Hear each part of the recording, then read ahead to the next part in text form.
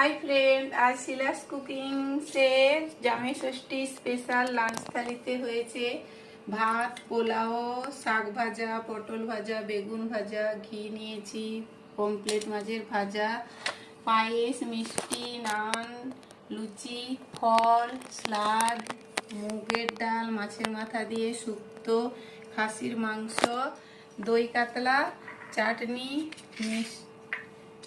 Ice cream, দই, আম আর পাঁপড় এই দিয়ে আজকের লাঞ্চ থালি জামাই ষষ্ঠী স্পেশাল।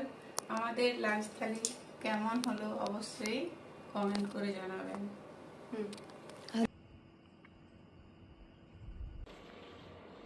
আরে এই হাতে করো। ভালো হয়েছে। কি খাচ্ছো বলো?